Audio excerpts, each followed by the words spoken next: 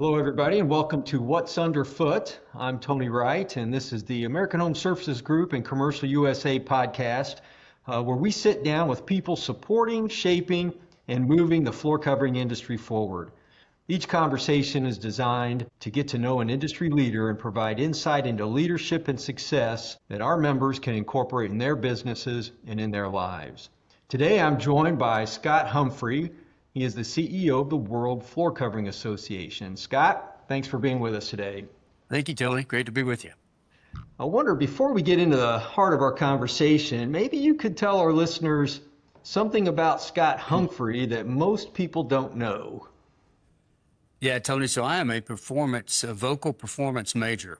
My degree in school was vocal performance, and I've recorded a couple of albums back in the day.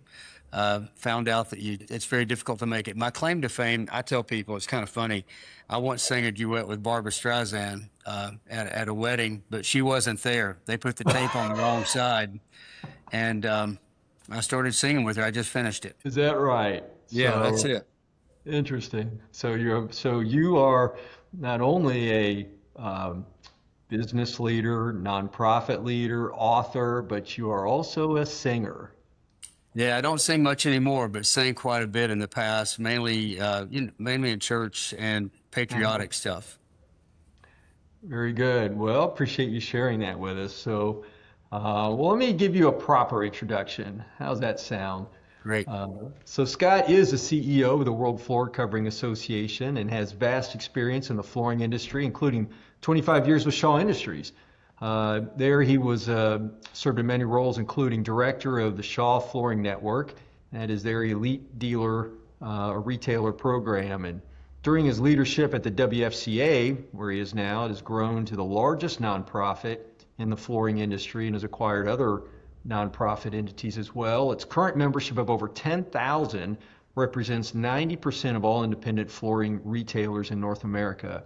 Scott's an avid athlete, reader, and writer. His popular podcast, Leadership Live, which I subscribe to and listen to regularly, is viewed by thousands throughout North America. And in 2019, he contributed to the book, The Wow Factor. And he has just finished writing Leadership by the Letter, a year-long journey through the leadership alphabet. That sounds like an interesting read. Very good. So again, we're very happy to have you with us, Scott, and Thanks, Tony. obviously as a leader in the industry, certainly can bring hopefully our members some insight. So, well, let's get into it. I wonder if you'll take us all the way back to when you found yourself in the floor covering industry. How did that come about? Tony, that's a long way back. So my dad was with the Corps of Engineers. We moved to North Georgia to help build Carter's Dam over in Chatsworth. And at that time, there were more millionaires per capita in Dalton, Georgia than anywhere in the world because the carpet industry had exploded. So Dad took all his money out of retirement and opened a carpet mill when I was 7 years old. And I began working in that mill at 7 years old and pretty much stayed in it my entire life. When my dad went back with the Corps, my uncle kept the business. I would come back every summer and work in that business with him. And then out of college, I actually was going to be a minister of music and youth. But really, people understand that I wasn't called to do it. I just did it because the guy that impacted my life did it, and I wanted to be like him. Mm-hmm. But the thing I knew was the flooring industry. And so when I realized I wasn't supposed to be doing ministry full time, I went and interviewed with Shaw Industries, and the rest is history. There's an idiom in the flooring industry that once you get in, you cannot get out. How That's often right. do we hear that? So. Oh, it's true. Yeah, it is. So you've modeled that and modeled it very well, I might say. So not only did you have that kind of familial introduction into the flooring industry through your dad, but then kind of came back to it as well and got involved with a company that was obviously a leader, but seen a lot of change in the industry. So then when you obviously settled in at Shaw, it was. Hey, I'm going to be in this industry, and kind of took that as a career move, I suppose, as, hey, this is where I'm going. Yeah, I realized at that point that I've always been very dedicated. So whatever I commit myself to it for life, unless something comes in my way and shows me that I'm supposed to go in a different path. Mhm. For me, Shaw gave me all the opportunity I needed to grow and expand. So I started as a sales rep in the field for a couple of years. They brought me back because they were using agents prior to then. They thought they would like to have their own sales force. And so they brought me back to hire. We hired over 1,000 salespeople in a 7-year period. And I would travel around to all the major college campuses and interview graduating seniors. And we'd bring a couple of them back and they would interview again at Shaw. And if all the people that interviewed them agreed, then we would bring them down and let them start the Shaw training program. Well, with this much time in the industry, what fuels your passion for your work today? It's a little different, Tony. I realize I think a lot of people work for the industry. I work for people. I Mhm. think the same heart that I had for ministry still permeates everything I do. And it's the reason I'm so passionate about leadership. I have a desire to leave a legacy that impacts people because in reality, it's the only thing that will outlive us. You can do a lot of other things and people will remember you for a while. But when you pour yourself into people, that legacy extends on from generation to generation. Well, I assume then you can look back on your life and think of some mentors and influencers that you've had. Maybe you could share, one or even two really impactful mentors or advisors, and really maybe something specific an impression that they left on you or advice that you continue to use today. Yeah, there's a couple that really stand out to me, Tony. One was the youth minister who kind of found me when I was a teenager. His name was Ron Moore. My recent book I've dedicated to he and his wife because they had such an impact on me from a faith standpoint, but also from a leadership standpoint, because Ron always reinforced people matter more than process. People matter more than procedure. And so when you have the option between the two, always go the people route. So Ron's he's minister of music and youth for years, and I'm still in great contact with him. And then the other one would be Elbert Shaw, who was Bob Shaw's first cousin. He was over hiring at the time that I got the job at Shaw Industries. We became best of friends. In fact, I would say Elbert was probably one of my best friends till he died, and I think he was 96 at that point. He just had this way of pouring into people. He did it the way I wanted to. A lot of books came out afterward talking about servant leadership. I don't think that I knew what that was at the time, but both of those people focused on the impact that they had on others more than what they were doing for themselves. I think people respond to that incredibly positively. I've seen it in my career as well. Wait, can I share one story that happened? Yeah, This is absolutely, absolutely. from Ron, and it's the thing that really, when I tell you he focused on people. Uh, One summer I came back, I was a summer youth intern at the church, and we were having a big youth camp. We had 150 kids coming. I was responsible for setting up everybody's rooming who would be in their cabin with them. There was a kid that was very slow educationally. He was just a little backwards, and I'd befriended him. And so he would come in every day at 1 o'clock, and he would come in and just sit there and talk. And I enjoyed that, except this day I didn't, because I had a rooming list to create and I was dreading him coming in. I knew Greg was going to be coming in, and I thought, okay, when he comes in, I'm just not going to look up, and maybe he'll get the hint and he'll leave. And so sure enough, at 1 o'clock, Greg came in the door and I felt him come in, but I did not look up. And I kept that pose for about 2 minutes and thought maybe he had left, and looked up and there he was. And I said, Greg, listen, I'm really busy. I appreciate you coming by, and maybe we could talk later.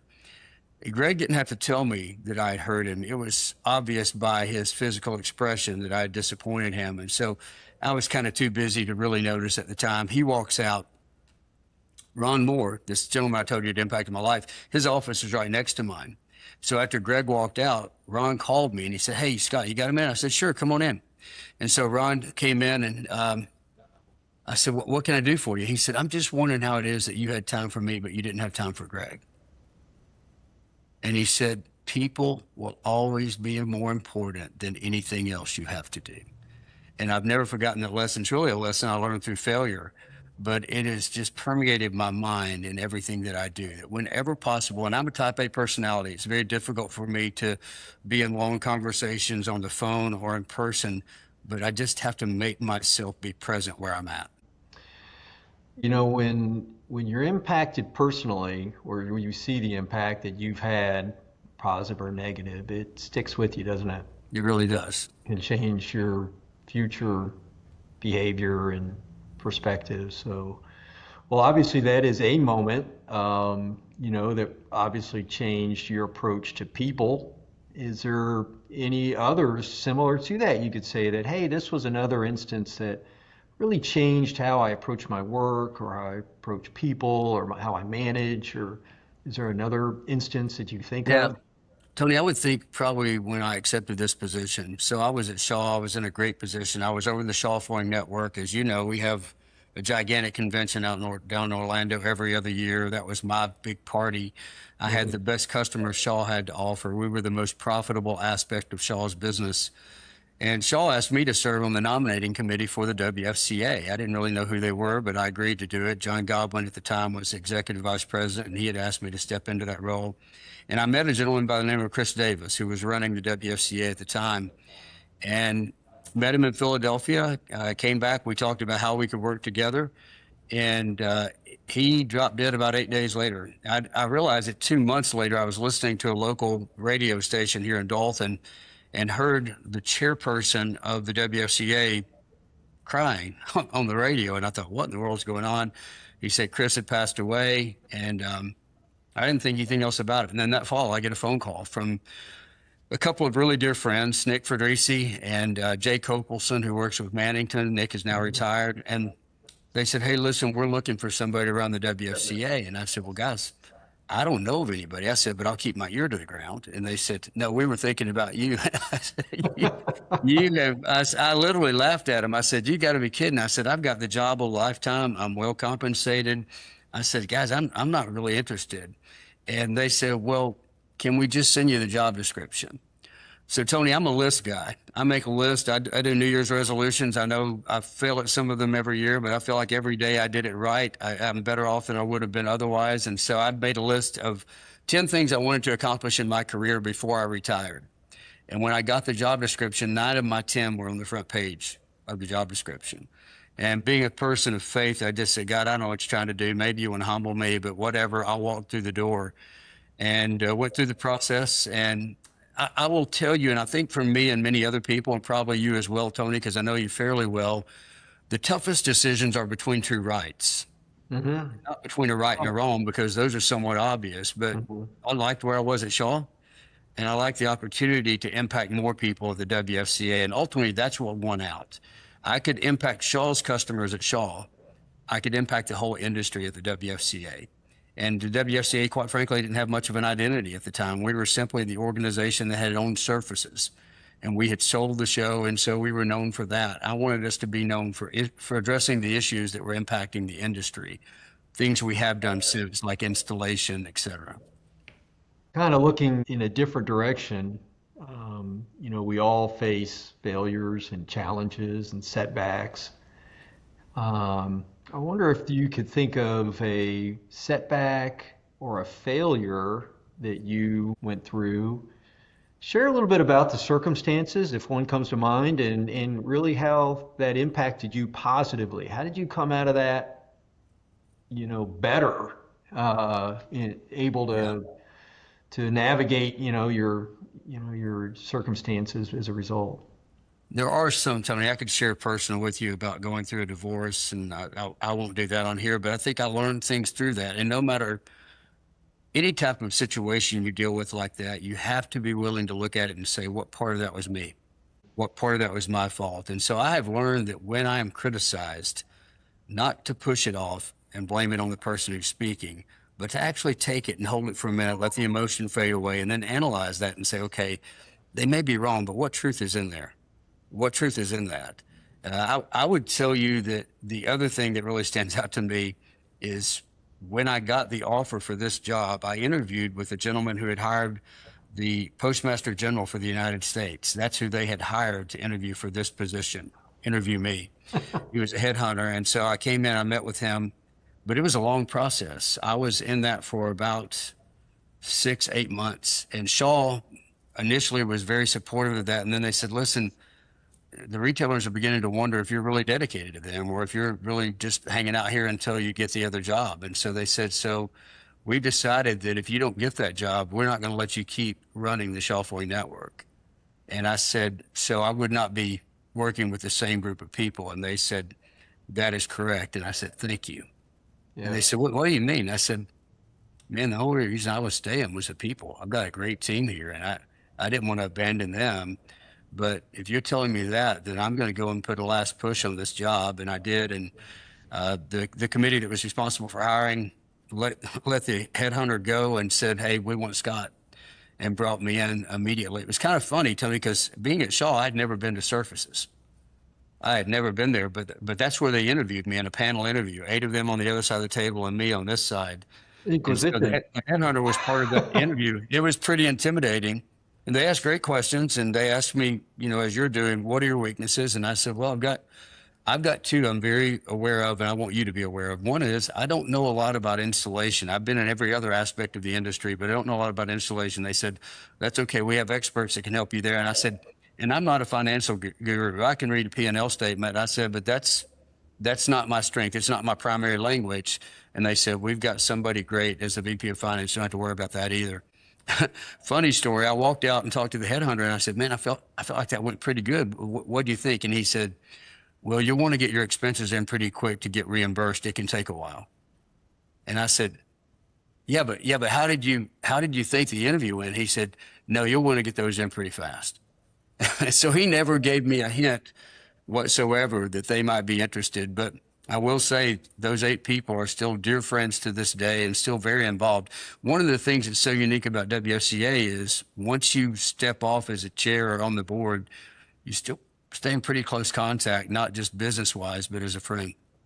Yeah, that's good. Hopefully we can do that in any position we're in, right? The people we That's meet, the goal. we can, yeah, keep in contact, have a friendship, based Well, I mean, Tony, relationship. you're an example of that. So I met you years ago in a different capacity, but I admired you as a leader then, and now you're here at AHSG, and I love to see you in this role, having the impact that you're having. I think maintaining those relationships adds value every step of the way. Even if our paths change, there's a way we'll be able to help each other down the line. Obviously, you're immersed in your work. You're dedicated to the industry, to the people within the industry. More so the people. Are you able to disconnect when you step away? I mean, are you able to reset and recharge daily, weekly, annually? So I have a couple of outlets, Tony. I do love to golf, but I rarely golf. I tell people I'm a social golfer. If I golf, it's usually because of something related to business. But I do enjoy the hangout time. To spend time with a few friends and get that kind of quality time is great. I play racquetball 3, 4, 5 times a week. I've got a gentleman I've played with for years. He's 76 and in amazing shape and still beats me occasionally. So he keeps me humble. And I do this crazy thing. You'll read about it in the book that I'm going to send you, Tony, but I do push-ups like a madman. I'll do anywhere from 2 to 500 push-ups a day. But I only do them during the commercial breaks. So I never sit down for 30 minutes and try to do push-ups. But if I go to a meeting and I come back in my office, I'll shut the door and do a set of push-ups. So I say that as a lead in. I'm working on a second book right now that's coming out probably at the end of this year. And it's called Commercial Breaks, How to Change Your Life and Your World During the Idle Time. I think about those little moments when we could say, you don't do push-ups. What about writing a handwritten note to somebody? There are so many things that could be done in the time that we waste. How do we use that time to make an impact on our relationships, on our forward direction, whatever it may be? So I do have some outlets. I will not tell you I have really good work-life balance, even though I know how important that is, because I love what I do. And I'm single now, and so I spend probably more time than most people should working. I'm kind of on call all the time, but I love it. I enjoy it. I'll make a comment about work-life balance editorial because that phrase came into vogue. I don't know how long it was, maybe 15 years ago, and I don't know. I think maybe there's some underlying truth there, but by and large, I think your job has certain requirements that you have to meet. right? Yes, it So, does. so you can't prioritize things over that if you're not, meeting the requirements of the job that you have. So anyway, that's my own It's true. editorial when it comes to Yeah. work-life balance. I think, our generation certainly, and even some in the, but look, our generation, we were workers, are workers, and maybe just have a little different perspective. Yeah. But but nonetheless, it is important, and not to be a dinosaur. I certainly, think that we probably need to make an adjustment in our perspective to some degree, to make sure that we are able to relate to and communicate well with and manage, people that are younger than us that maybe have a Yeah. different perspective. And Tony, I think you can do both. Yeah, I I think do. so. Absolutely. Yeah. I've got 4 kids. I've got a son who's now a rep for Shaw in Louisville, Kentucky. I've got triplet daughters, and I traveled a lot. I've got almost 3 million miles on Delta alone in my tenure with Shaw and in this job. I made it home to almost every sporting event or anything they were involved in because I wanted them to know they were a priority to me. I was asked to run for Congress in 2016 and opted not to do it because my daughters were still in high school and I was not going to spend that time away from them. I think making those sacrifices speaks louder than we could ever say it. They see it, and that's what's really important. Well, other than push-ups, is there a daily or weekly practice that helps keep you focused and grounded and creative in your daily life? Uh, Weekly life? I spend a lot of time reading. I spend a decent amount of time writing. I don't like to write. Andy Andrews became a mentor to me, and he's written several books. And I remember asking him at Shaw Convention when he spoke to us, "Do you like writing?" And he said, "No, I hate writing, but I love having written." And that's kind of my philosophy. I don't enjoy the writing so much. I hated every term paper I had to write, but I love looking back at what I've written down because what I find is oftentimes what's in your active mind, you don't realize it's there until you put it down on paper. And there's the process of putting something on paper relieves your mind from having to focus on it. So a lot of times I'll go back and look, even at this book, which I proofed time and time again, you'll see things in there and go, I didn't realize I said that. There's just stuff there. So yeah, reading, I obviously the Bible is an important book to me. I read the Bible, but I read a lot of leadership books, anything to do with self-improvement. And yeah, I like to, there are some shows I like to watch. I think my kids got me, I'm watching Stranger Things, and my girlfriend and I are now watching Smallville, which is kind of basically the life of Superman. But, even when I'm watching something like that, Tony, I'm always looking for leadership. What's Yes. something that somebody does that stands out? How did they get people to follow them? How are they able to have the impact that they have? Well, you've as a avid reader, then I'm sure have consumed a lot of books on leadership. You've already told us. Can you identify one or two that you think, hey, this is if I were recommending a book, it would be this one, or is there something you learned from a book, or even a person or experience in terms of leadership that you could share? Yeah, I could give you a couple. Mark Miller has become kind of a mentor to me as well. He is part of a group of people that have an organization called Lead Every Day. At the Yeah. WFCA, we now offer SEAL. Tony, I believe you've been through that. But the SEAL program is really based on Mark's books. And he wrote a book recently called Uncommon Greatness, which I told him when I went down to his home to do this video with him. I said, man, there has never been a better title for a book than Uncommon Greatness, because that's what we all long for. We want to know, how do we stand out among the greats? And so I would tell you, anything that Mark has written is great. Mark's experiences, he was the leadership guru at Chick-fil-A for years. If you ask me my all-time favorite leadership book, it would probably be a book called It's Your Ship by Michael Abrashoff. He was an admiral in the Navy, and he took over the worst ship in the Navy, and in 1 year turned it into the best ship in the Navy and the best re-enlistment in the Navy. And he did that. You can imagine all the rules that confine you in the Navy. There's only certain ways you can do things. He stayed within the rules and still was able to make that kind of change where people, he literally he sent all the chefs on the boat to culinary school all the other ship's people would come over and eat on his boat when they were in dock. I mean, he gave people a reason. If you came on his boat as a new person in the Navy, the first thing he'd do is he'd bring you into the captain's quarters and he would give you 15 minutes on the phone to call anybody you wanted to. Now, generally, if you went in the captain's quarters, that was not a good thing, right? But he did this, and he would do things like on someone's birthday, he would send a note to their parents saying what a great job they're doing on the ship. So that when they got ready to reenlist, guess who's supporting that reenlistment? Their significant other, their parents say, man, you got to stay with this guy. He's pouring into you. And so it's your ship. And then he wrote a second book called Get Your Ship Together. Just a nice little play on words there. But he's a really good author. He writes a lot about the experiences. I'm a big story person. I don't like to read a lot of theory. And quite frankly, the reason I wrote the book I did is I think we make leadership too difficult. I think we've got too many people that have so much education they think they have to use it. I think leadership, honestly, I think it's common sense. It's just not common practice. Most people know the right thing to do. They just don't do it. And so that book is based on the letters of the alphabet. I couldn't make it any simpler. And it's got stories of people who chose to act as leaders, not because they had a leadership title or a certain last name or a corner office, but because they wanted to make an impact. Well, I appreciate you sharing that. Uncommon Greatness and It's Your Ship. It's two books that I'm going to look into for sure. Yeah. Well, Uncommon Greatness I have because I did the SEAL leadership program and listened to Mark, and that was very impactful for me.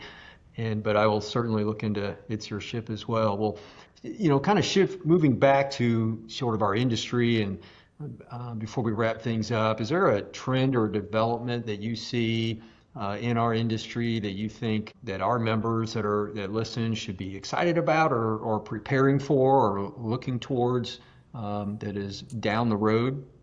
Yeah, a couple of things, Tony, stand out to me.